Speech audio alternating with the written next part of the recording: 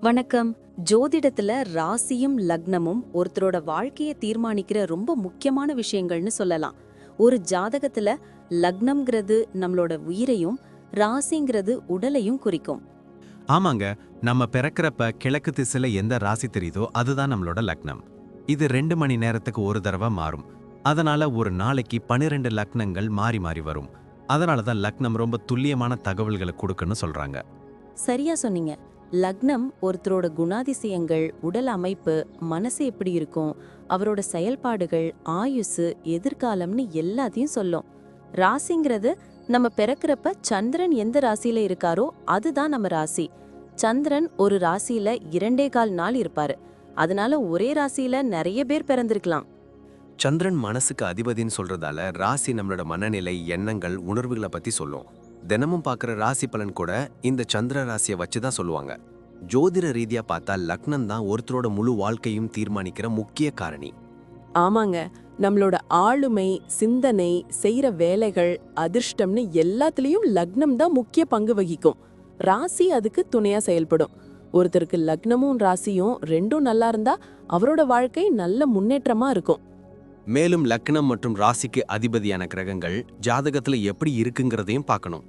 ஒரு கிரகம் லக்னப்படி கெடுதல் பண்ற மாதிரி இருந்தாலும் ராசிப்படி அதே கிரகம் நல்ல பலன்களை கொடுத்தா அந்த கெடுதல் குறைஞ்சி நல்லதாவே மாற வாய்ப்பு இருக்கு. அதனாலதான் ஒரு ஜாதகத்தோட பலனை முழுமையாவும் துல்லியமாவும் தெரிஞ்சுக்க லக்னம் மற்றும் ராசி ரெண்டையும் சேர்த்து பார்க்கணும். இப்போ நாம ஒவ்வொரு ராசி மற்றும் லக்னக்காரர்களோட தனித்தன்மைகள், அவங்க வாழ்க்கையில நடக்கிற முக்கியமான விஷயங்களை பத்தி விரிவா பார்க்க போறோம். இந்த பதிவை முழுசா பார்க்கறதுக்கு முன்னாடி நீங்க இன்னும் நம்ம சேனலை சப்ஸ்கிரைப் பண்ணலன்னா இப்பவே சப்ஸ்கிரைப் பண்ணிக்கோங்க. பக்கத்துல இருக்கிற பெல் பட்டனையும் கிளிக் பண்ணி வைங்க. அப்போதான் நம்ம போடுற ஒவ்வொரு புது பதிவும் உங்களுக்கு உடனே தெரியும். சரி வாங்க, இனி வீடியோக்குள்ள போகலாம். கடகராசி ரிஷப லக்னம் கொண்டவங்க எப்படி இருப்பாங்கன்னு உங்களுக்கு தெரியுமா? அவங்க ரொம்ப மென்மையானவங்கன்னு கேள்விப்பட்டிருக்கேன். தண்ணி ராசியான கடகமும் நில ராசியான ரிஷபமும் சேர்றதால உணர்ச்சி பூர்வமான அதே சமயம் உறுதியான குணம் இருக்கும்னு சொல்வாங்க. ஆமா, சரியா சொன்னீங்க. இயற்கையாவே அக்கறை உள்ளவங்களா இருப்பாங்க. குடும்பத்து மேல நிறைய பாசம் இருக்கும். கற்பனை சக்தி அதிகம். உள்ளுணர்வு மிக்கவங்களா இருப்பாங்க. கலை படைப்பு துறையில ஆர்வம் காட்டுவாங்களா? கண்டிப்பா. ஆனா சில சமயம் உணர்ச்சி வசப்படுவாங்க. பாதுகாப்பு உணர்வு அதிகம் இருக்கும். பிடிச்சவங்களுக்கு ரொம்ப விசுவாசமா இருப்பாங்க. சவால்கள் வந்தா பொறுமையா, உறுதியா சமாளிப்பாங்க. மற்றவங்க உணர்வுகளை புரிஞ்சிக்கிற திறன் அவங்களுக்கு அதிகம் இருக்கும்னு நினைக்கிறேன். அமைதியான சூழ்நிலையை விரும்புவாங்க. சௌகரியமான வாழ்க்கையை எதிர்பார்ப்பாங்க. குடும்ப வாழ்க்கையில அவங்க ரொம்ப முக்கியத்துவம் கொடுப்பாங்க. அவங்க வீட்டை ஒரு பாதுகாப்பான இடமா நினைப்பாங்க. பெற்றோர்கள், உடன்பிறப்புகள், உறவினர்கள் கூட நல்ல பிணைப்பு இருக்கும். குடும்ப உறுப்பினர்களின் தேவைகளை பூர்த்தி செய்ய எப்பவும் தயாரா இருப்பாங்களா? குழந்தைங்க கிட்ட ரொம்ப அன்பா இருப்பாங்கன்னு சொல்றது உண்மையா? முற்றிலும் உண்மை. குழந்தைங்க கிட்ட அளவு கடந்த அன்பை காட்டுவாங்க. குடும்பத்துல ஏதாவது பிரச்சனைனா பொறுமையா, அன்பா கையாளுவாங்க.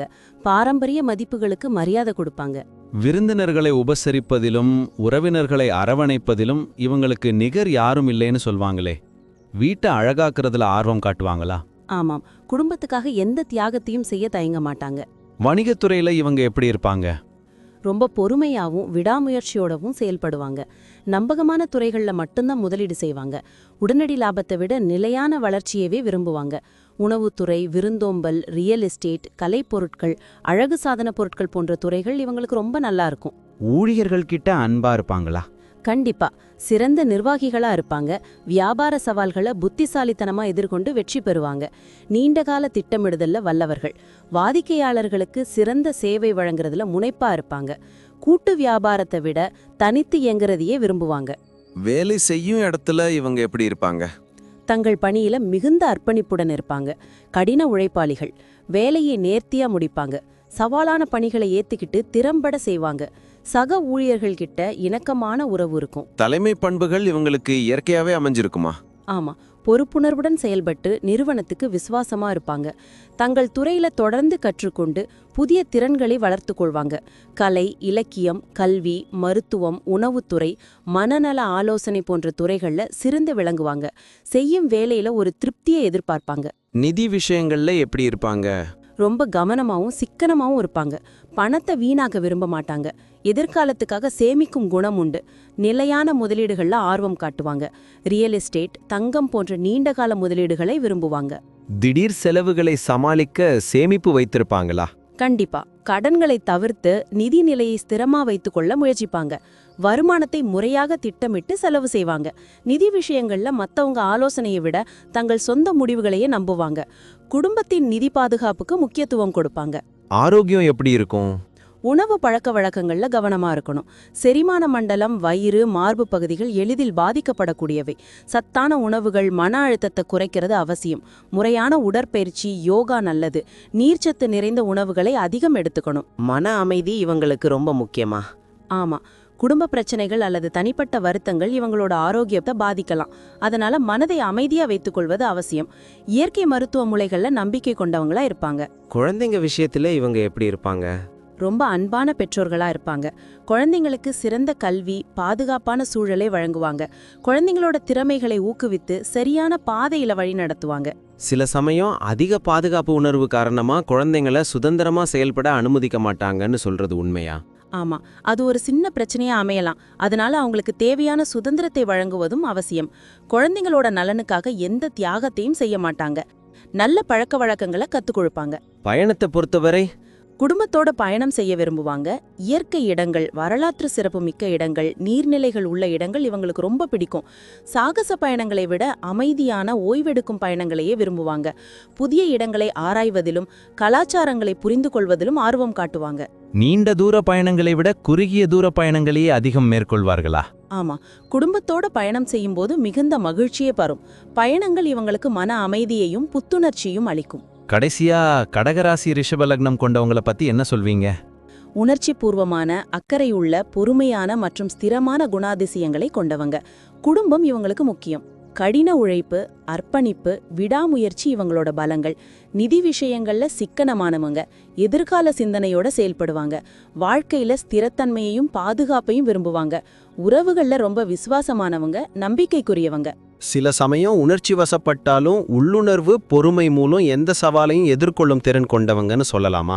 சரியா சொன்னீங்க. இவங்க வாழ்க்கையில நல்லிணக்கத்தையும் அன்பையும் விரும்புவாங்க. இவங்களோட இந்த குணாதிசயங்கள் இவங்கள வாழ்க்கையில வெற்றி பெற உதவும். நன்றி.